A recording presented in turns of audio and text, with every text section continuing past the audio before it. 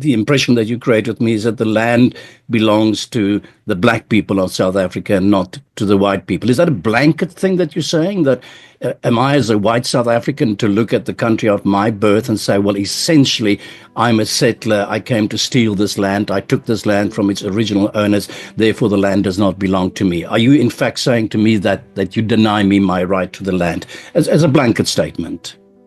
100%. White people have no claim over this land. White people arrived here in 1652 on those ships with Jan van Riebeeck.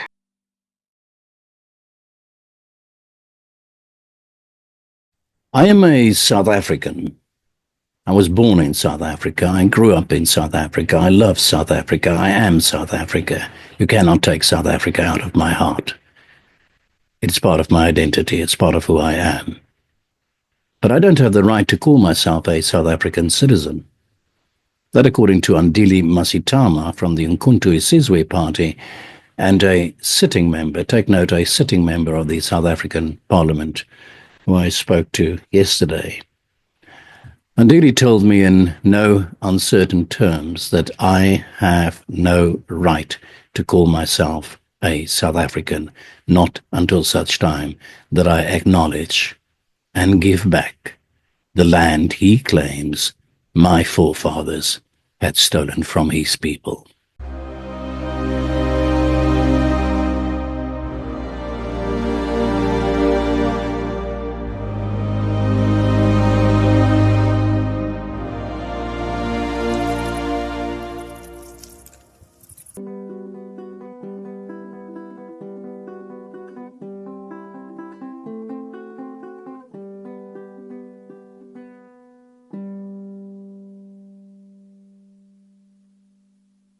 My guest is Andile Mngxitama. I'm not sure I say Andile's name right. You can help me out there, Andile. But welcome to the program. Thank you very much for the invite. Yes, my name is Andile Mngxitama. It's got those clicks which we inherited from the Khoisan.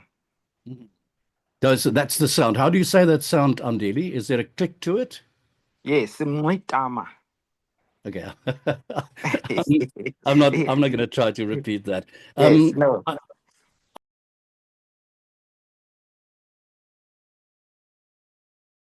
Did Nelson Mandela sell out? That deal was Did Nelson Mandela sell out?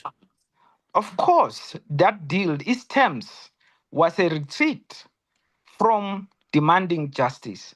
Mandela wanted to get the ANC into power so that the ANC can do the right thing. And that deal was to simply make sure that white people surrender the state to a black majority. Mm-hmm. The job of transformation was to happen after the ANC's first 5 years, because that Mandela deal, remember, was for 5 years. The sunset clauses where they would have to co-govern with the National Party and all that. But after 5 years, then the black majority should have been able to kick on and kick in. And in fact, the ANC got 2/3 majority.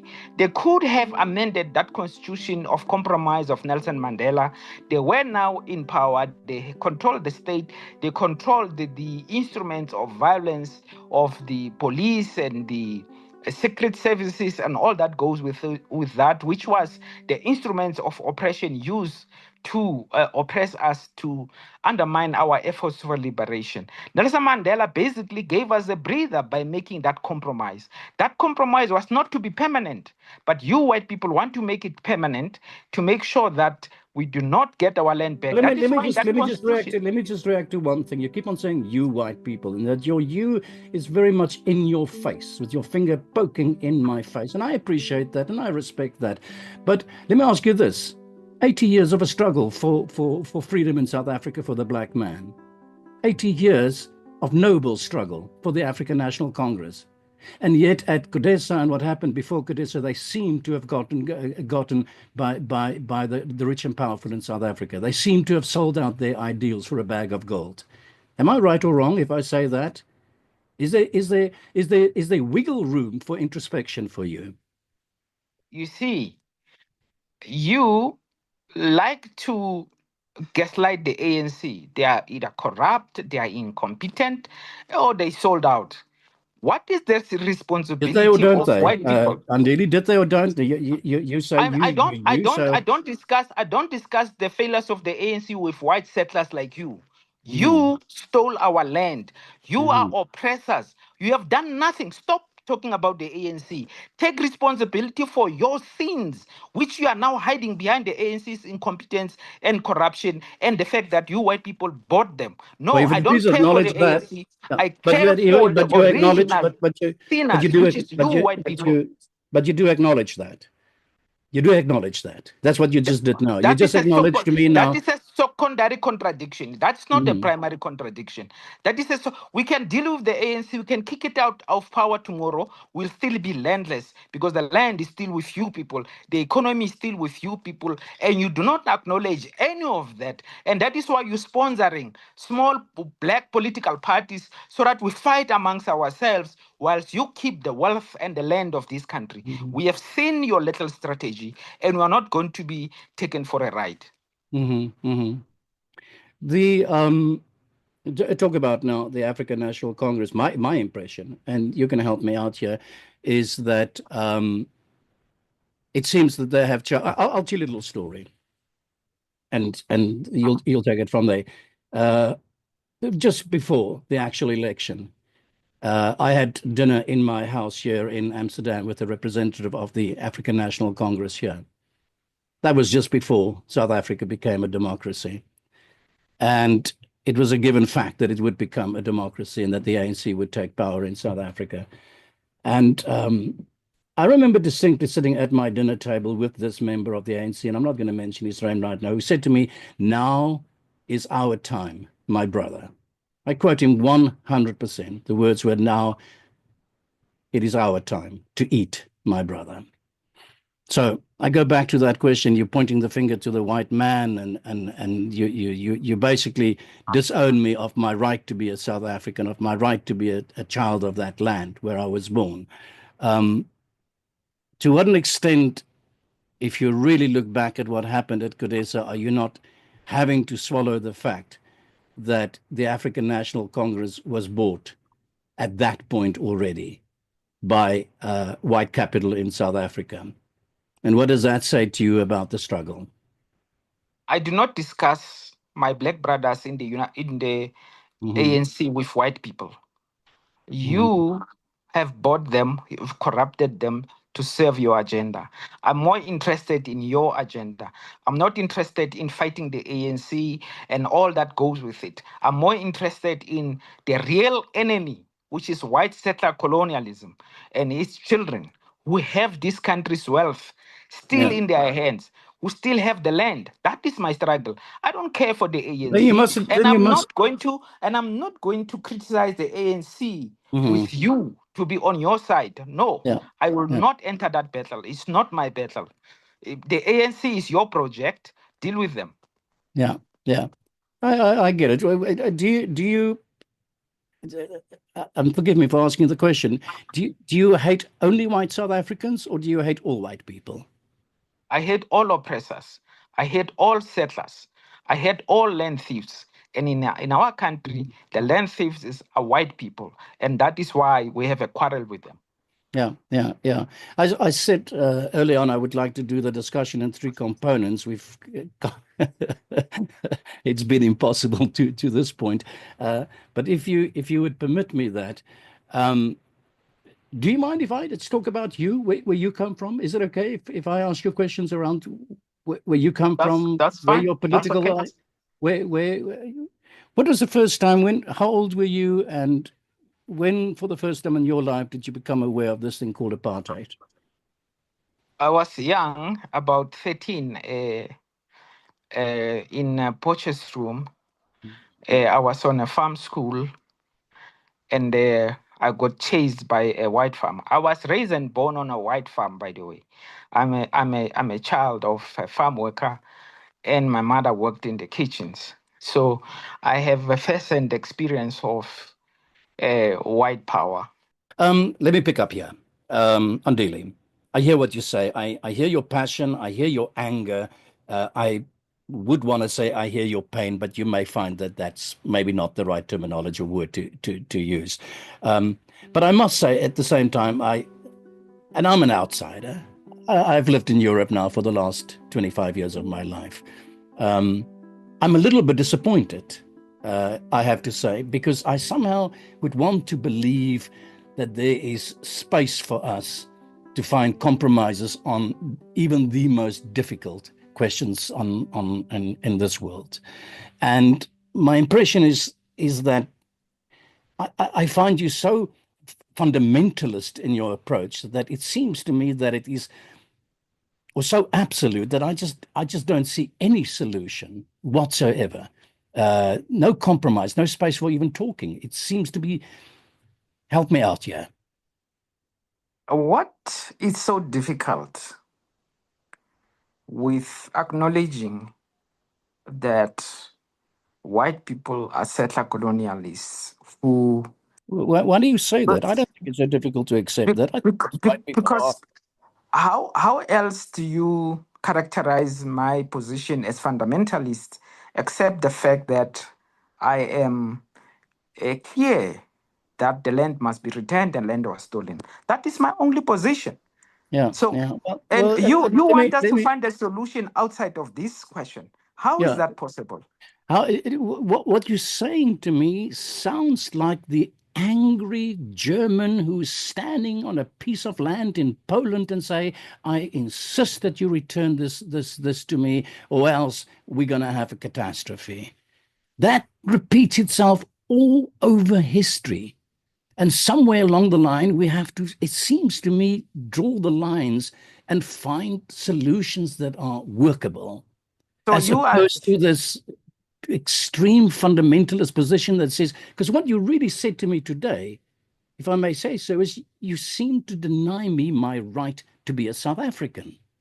You have no right to be South African, which is based on land theft. That is what I'm contesting.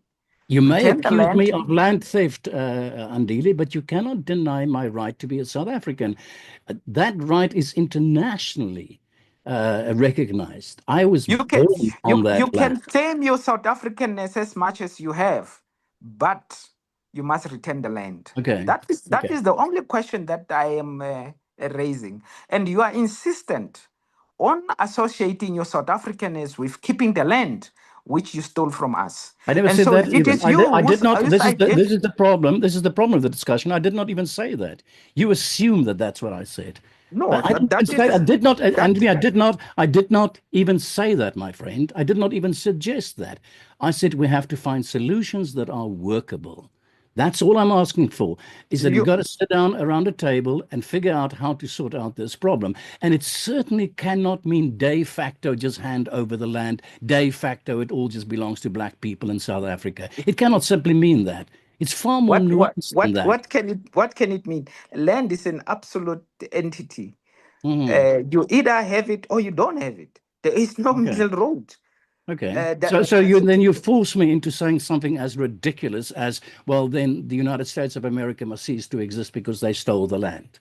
That's really what you're saying.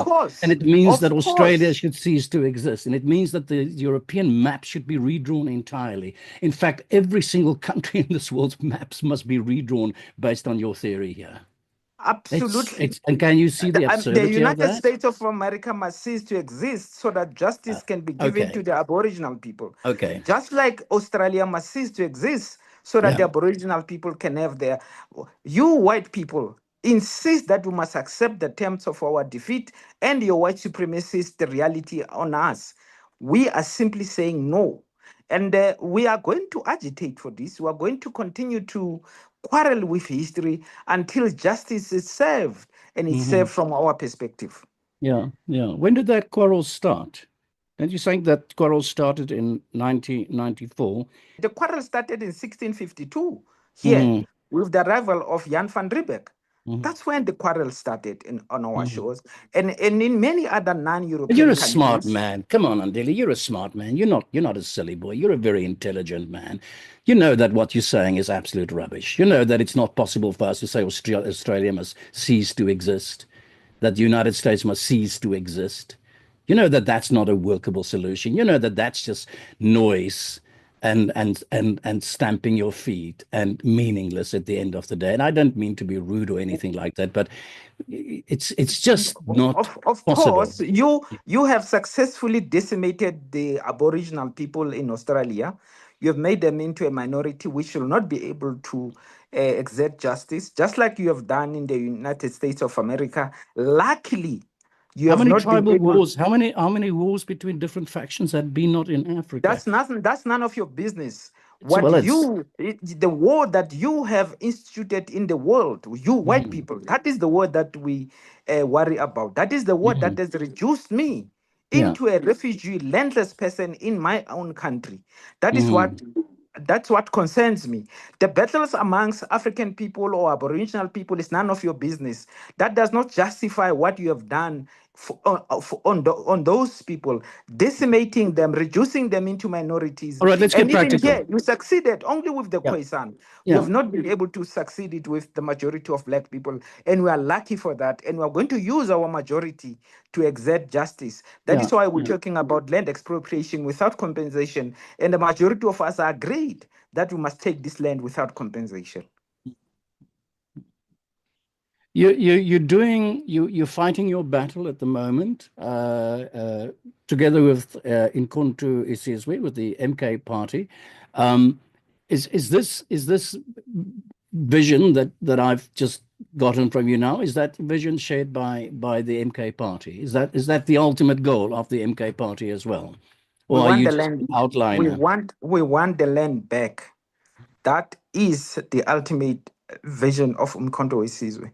We want the return of our land. We want the return of the economy to black hands. And we are not saying white people must go to the sea. We're not even saying that. We're simply saying share the wealth of this country. That is the basis of justice and a lasting solution and coexistence amongst us. You cannot have I know over you've used the word 70% of the land. you've now used a word that you've not used before in this conversation. You've now used the word share. That's quite a departure from the absolute stance that you've taken just 5 minutes ago. 5 minutes ago, you told me that I don't have a right to be a South African. Now you're saying, well, we want to share. Explain that to me. Of course, you will share on the Hmm. basis of accepting that the land and the wealth belonged to the African people, and you will share on our terms. We will then say, you white people, this is what you deserve as being citizens of the country. But primarily, the land belonged to us, the wealth belonged to us. But you are citizens, you are here, and we are not going to whoosh you away. You will live here on the terms set by the black majority. Hmm. Just like if I go to China, I will live in China according to the rules of the Chinese. There's a dichotomy here because what I took out of your discussion so far, but from quite a healthy dose of what seems to be a lot of anger, um, and I would go so far as use the word hate, and I'm not saying it's justified or not justified, but um, I'm trying to find out what are the terms then that you're talking about. I mean, you have to admit to me that you just told me 5 minutes ago that I don't have a right to be a South African because I was born there. I'm part of the offspring of the settlers. Therefore, I don't belong in that country, and I can only live there on your terms. What would those terms then be? Surrender the land I have, surrender the wealth that I might have created, surrender all that I have, for you to decide what proportion of it I may or may not keep. How does that settlement seem to work for you? It will be based on justice. What is justice?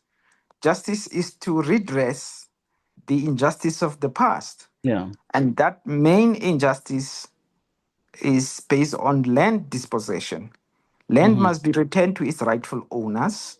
And that will be the basis of creating a new country, a new society where discrimination and injustice is something of the past. But you white people are not prepared to acknowledge the fact that you stole our land. You are not prepared to acknowledge that you reduced us into workers on farms and mines and factories which you own after dispossessing us of our land. You don't want to accept any of that. You just want us to continue on the basis of injustice where you live like in heaven here in South Africa and the black majority live in hell. It is not sustainable. It is not acceptable. It Yeah. must be addressed and it will be addressed. How are you going to address what is, in my view, the most urgent and most difficult problem in South Africa, the enemy of all, namely poverty? I read the statistics yesterday. Something close to 50 or 60% of, if I may use the term, our people, and I mean that inclusive of all South Africans, then live under the poverty line. The poverty is such that it is just not sustainable. It is a threat to the future of the country. How are you going to do that? How are you going to develop the land economically in a way in which everybody can eat, can have food on the table with the kind of language that you have? How do you do that? How do you build an economy for the future of South Africa on the terms that you seem to espouse? Let us be clear. 56% of the population is considered poor, and Hmm. that is black people. Only Hmm. 1% of white people are considered poor Hmm. in this country. Yeah, I'm aware of So, that. and how did we arrive at that? Is it because black people are not innovative? Is because we are lazy? Is because we don't want to be wealthy? No, this is outcome of a systematic legal process of apartheid and white supremacy. That is why white people are as wealthy as they are. It is not because they are hard workers. It is not because they are more innovative. It is a legal system. You know, up to the 1930s, there were white poor people in this country. It was a deliberate state project of the apartheid regime that catapulted white people out of poverty and made them this wealthy group of people that lives on the best part of the country, that has the best part of the land. And by the way, even agriculture under apartheid was highly subsidized, highly dependent on state support, which unfortunately the post 94 government has not done. But all the wealth that we see in the hands of white people, it is shocking that 56% of the population is considered poor in a country, by the way, where some of the biggest mineral deposits lies.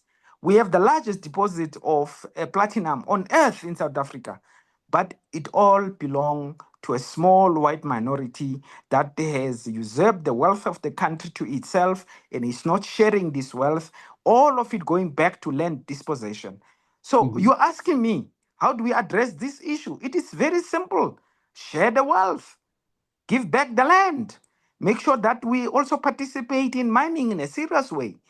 This is how you address poverty. This is how you catapult 56% of the population out of the poverty that we experience today, where only 1% of white people are considered poor. It is not sustainable, it is not acceptable, and it's not ethical. I don't know how you, as somebody who claims to be reasonable, can accept these disparities as acceptable.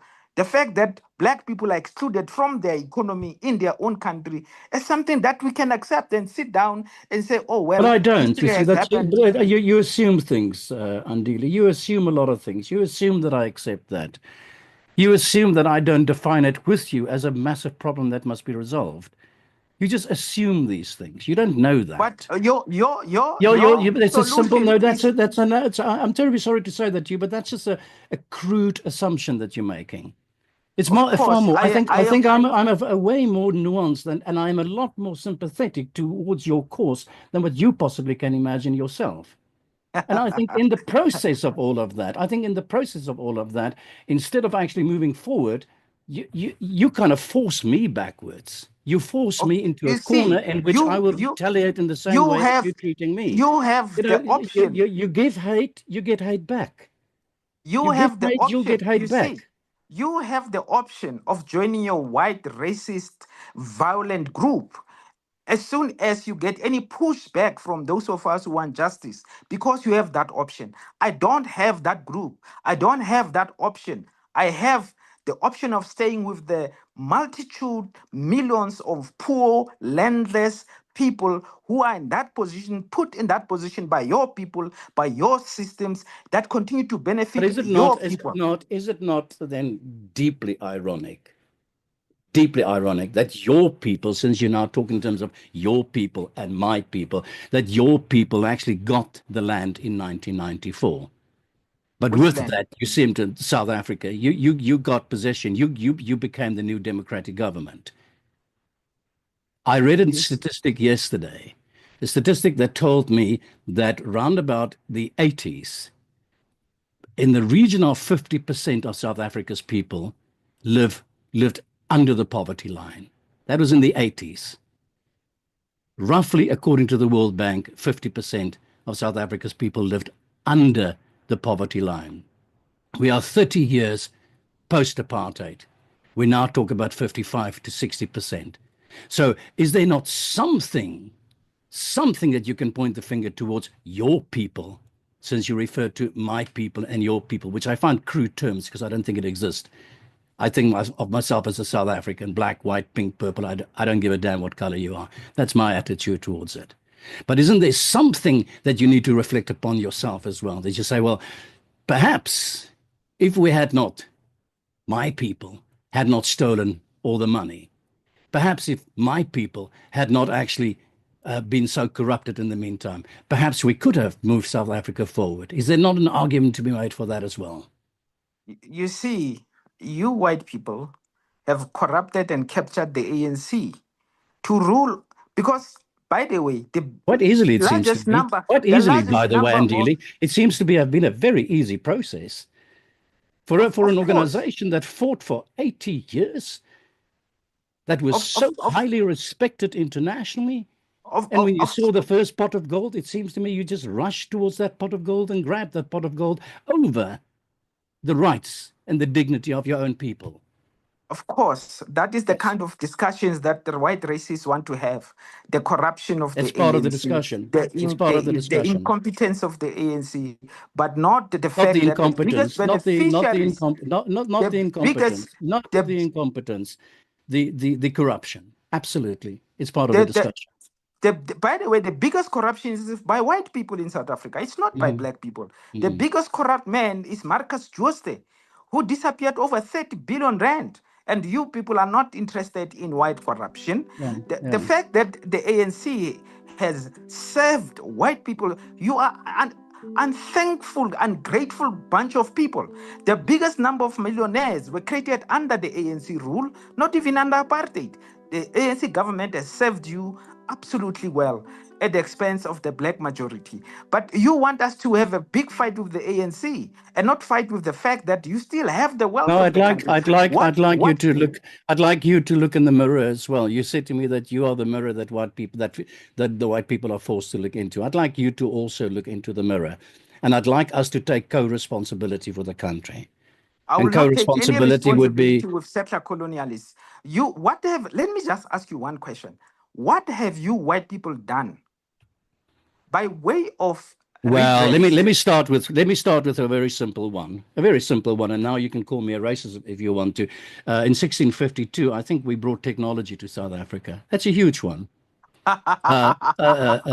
And you may laugh at it. You may laugh at it, Uh, absolutely. But you know, if I go back here, not too far from where I live, there are the diaries of Jan van Riebeeck, and he writes about what he found in South Africa and how he saw the land and how people experienced the land. And then I want to also add to that, don't forget that my people, the Afrikaners, we were still called barbarians around about the 1900s. I know members of parliament in London would refer to the Afrikaners as barbarians. So don't be offended if I use if I say things that it might irk you. I don't know.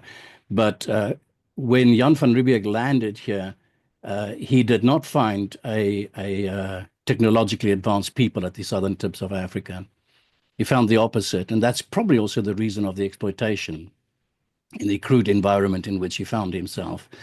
So I'm just merely suggesting to you that I do think that the white man contributed to the land. I do think that there is no doubt about it that we have an extremely corrupt and sad and miserable history, and a lot of things must be changed in the country. But I do think that the white people actually did bring a lot to the country as well. In fact, Nelson Mandela said that specifically as well, that we have to actually at least be grateful that the white man brought the knowledge from Europe and the technology of Europe that vastly contributed to the development Let of the me country. educate you. Let me educate you, white man.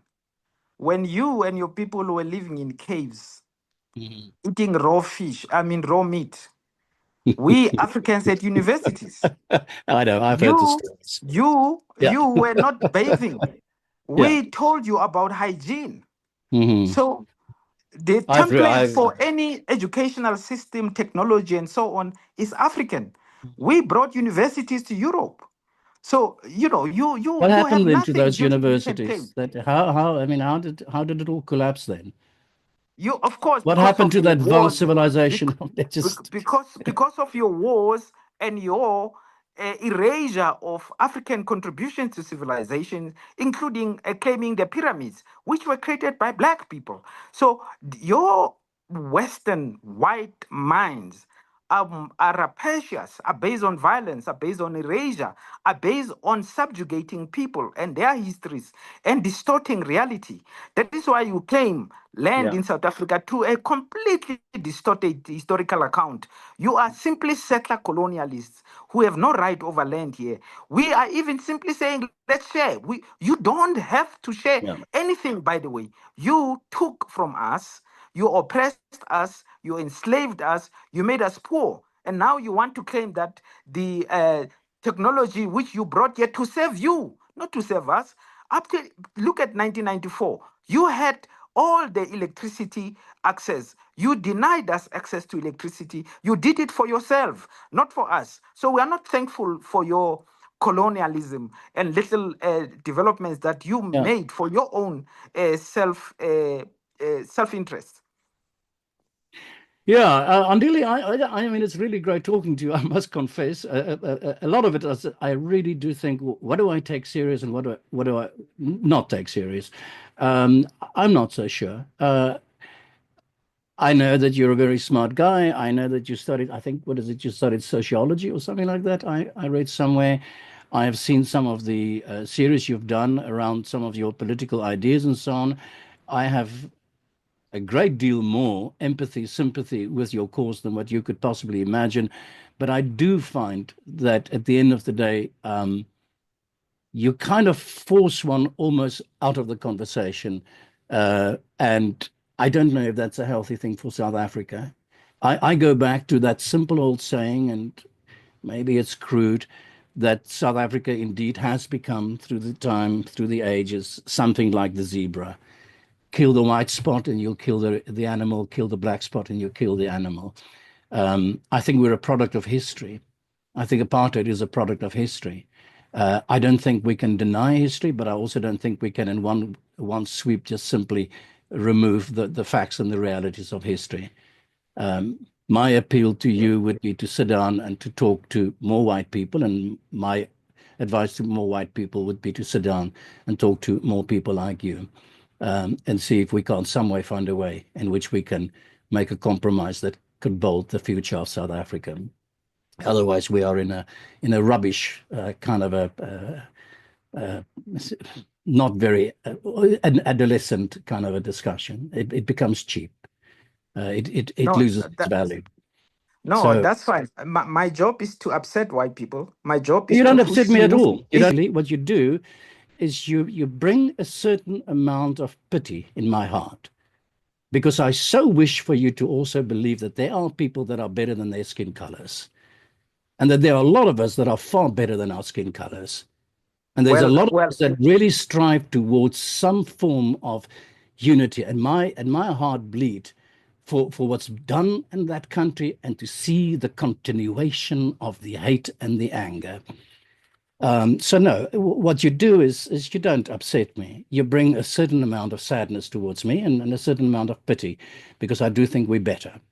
And I think No, the country absolutely. deserves better.